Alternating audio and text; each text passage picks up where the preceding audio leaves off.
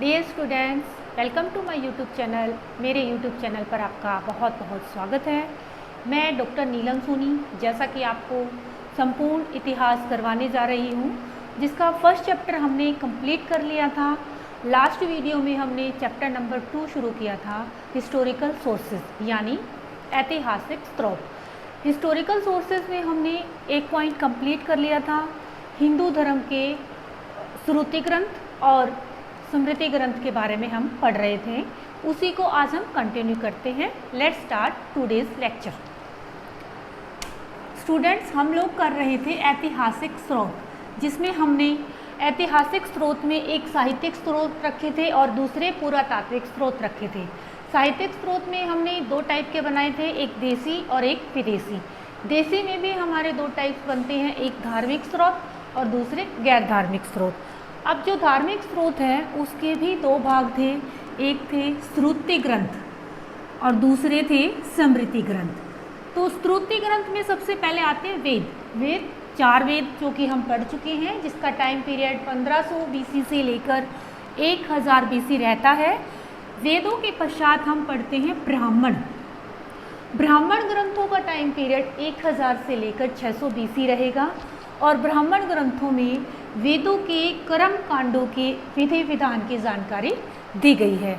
इसके अंतर्गत राज्य अभिषेक के नियम, राजाओं के नाम ये भी बताए गए हैं। और जो ये ब्राह्मण ग्रंथ हैं, हर वेद के अलग अलग ब्राह्मण ग्रंथ हैं। जैसे कि सबसे पहला वेद है ऋग्वेद। ऋग्वेद के भी दो ब्राह्मण हैं, एक है ऐतरेय और दूसरा है कौशितकी। इसके पश्चात हमारा जो यजुर्वेद है उसके भी दो ब्राह्मण हैं, तैत्तिरीय और सतपथ ब्राह्मण। इसके पश्चात सामवेद आता है। सामवेद का भी ब्राह्मण ग्रंथ है पंचविश। नेक्स्ट है अथर्ववेद। अथर्ववेद का जो ब्राह्मण ग्रंथ है उसे गोपथ बोला गया है। तो इस प्रकार जो ब्राह्मण ग्रंथ हैं वो वेदों के कर्म कांडों के विधि विधान की जानकारी देते हैं। इसके साथ ही साथ ब्राह्मण ग्रंथों से हमें सामाजिक रहन सहन, आचार, नियम, इन बातों की जानकारी होती है। ब्राह्मण ग्रंथ के पश्चात आता है आरण्यक। आरण्यक जिसका मतलब ही होता है जंगल या वन। वो ग्रंथ जो जंगल में बैठकर ऋषि मुनियों द्वारा, विद्वानों द्वारा लिखे गए वो ग्रंथ हैं आरण्यक। आरण्यक ग्रंथ का टाइम पीरियड रहेगा 1000 BC से लेकर 600 BC। इस ग्रंथ के अंतर्गत आत्मा, ईश्वर, विश्व, मनुष्य आदि की जानकारी होती है। नेक्स्ट आता है उपनिषद। उपनिषद का टाइम पीरियड रहेगा 800 BC से लेकर 500 BC। उपनिषद मतलब कि गुरु के समीप बैठकर लिखे गए ग्रंथ उपनिषद कहलाते हैं। इन ग्रंथों से हमें भारतीय दर्शन का ज्ञान होता है। तो ये हो गए हमारे श्रुति ग्रंथ के चारों पॉइंट कंप्लीट। श्रुति ग्रंथ में हम चार पढ़ते हैं, एक वेद, उसके पश्चात ब्राह्मण, फिर आरण्यक और उपनिषद। इसके पश्चात अब हम पढ़ने जा रहे हैं स्मृति ग्रंथ। स्मृति ग्रंथ में भी हमारे पास टोटल 4 पॉइंट रहेंगे। सबसे पहले आएगा वेदांग।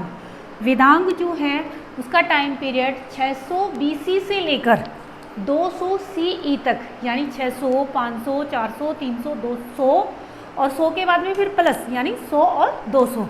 तो यहाँ का टाइम पीरियड जो है वो वेदांग का है। टोटल 6 वेदांग है, शिक्षा, ज्योतिष, कल्प, व्याकरण, निरुक्त और छंद। इसके पश्चात स्मृति ग्रंथ में पॉइंट नंबर 2 पर आता है स्मृति। अलग अलग स्मृतियाँ लिखी गई है, जैसे कि मनु स्मृति, नारद स्मृति, बृहस्पति स्मृति, याज्ञवल्क्य स्मृति।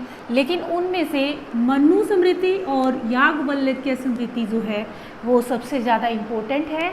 इसमें समाज या सामाजिक नियमों का वर्णन किया गया है। इसके पश्चात आते हैं महाकाव्य। महाकाव्य में दो महाकाव्य मोस्ट इम्पोर्टेंट है। एक रहेगा रामायण।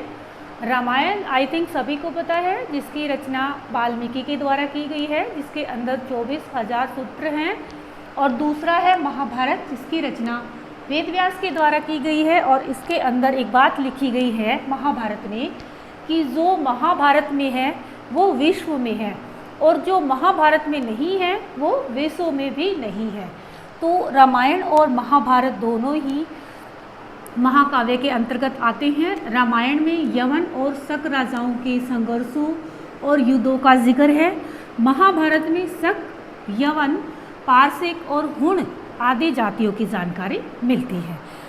इसके पश्चात आता है 4th नंबर पे पुराण। टोटल जो पुराण हैं वो 18 पुराण हैं, जिसमें से 5 पुराण जो कि ज़्यादा इम्पोर्टेंट हैं। उन पुराणों में राजाओं की वंशावली लिखी गई है कि ये राजा इस पीरियड में, फिर उसका पुत्र इस पीरियड में, फिर उसका पुत्र इस पीरियड में। वो जो 5 पुराण हैं वो है मत्स्य पुराण, वायु पुराण, विष्णु पुराण, ब्रह्मांड पुराण और भागवत पुराण। इन 5 पुराणों में राजाओं की वंशावली की जानकारी मिलती है। तो इस प्रकार हिंदू धर्म के जो धार्मिक ग्रंथ हैं वो कंप्लीट हो गए हैं। 4 धार्मिक ग्रंथ हमने श्रुति ग्रंथ के करे हैं और 4 ही स्मृति ग्रंथ के। तो इसके साथ ही हिंदू धर्म ग्रंथ कंप्लीट। अब हम आज ही बौद्ध धर्म ग्रंथ और जैन धर्म दोनों करने वाले हैं। तो अब करते हैं हम बौद्ध धर्म। बौद्ध धर्म ग्रंथ के जो ऐतिहासिक साहित्य हैं, जो ऐतिहासिक स्रोत हैं, वो 2 भाषाओं में लिखे गए हैं। एक तो पाली भाषा में और दूसरा अनुपाली भाषा में। अनुपाली भाषा मीन्स आप कह सकते हो कि पाली से अलग भाषा यानी संस्कृत भाषा। पाली भाषा में जो ग्रंथ लिखे गए हैं वो त्रिपिटक, त्रिपिटक यानी 3 पिटक, सूत पिटक, विनय पिटक और अभिधम पिटक। जो सूत पिटक और विनय पिटक है, इन दोनों की जो रचना है वो प्रथम बौद्ध संगीति, आपने शायद ज़रूर सुना होगा। जब हम बौद्ध धर्म पढ़ेंगे तब आपको बताएंगे कि टोटल बौद्ध धर्म के अंतर्गत 4 संगीतियाँ हुई थी। उसमें जो फर्स्ट संगीति हुई थी उसमें बौद्ध धर्म के त्रिपिटक के सूत पिटक और विनय पिटक की रचना की गई है। तीसरा आता है अभिधम पिटक। सूत पिटक के अंतर्गत अंगुत्तर निकाय आता है और अंगुत्तर निकाय से हमें 16 महाजनपदों की जानकारी प्राप्त होती है। त्रिपिटक के अलावा दीपवंश और महावंश भी बौद्ध धर्म के ग्रंथ हैं। दीपवंश जो कि 4वीं सदी में लिखा गया और महावंश जो कि 5वीं सदी में लिखा गया, इन दोनों में श्रीलंका की जानकारी हमें मिलती है। इसके अलावा बौद्ध धर्म ग्रंथों में मिलिंद पन्हो नामक ग्रंथ के भी बहुत ज़्यादा जानकारी हमें मिलती है, जिसके अंदर भारत देश में विदेशी व्यापार की जानकारी हमें मिलती है।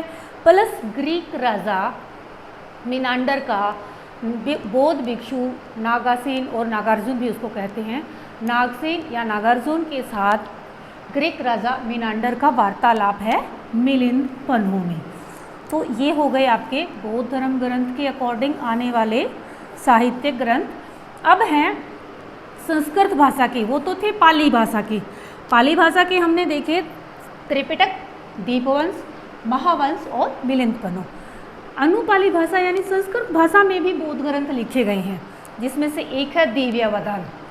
दिव्यावदान में हमें मौर्य वंश और शुंग वंश की जानकारी मिलती है।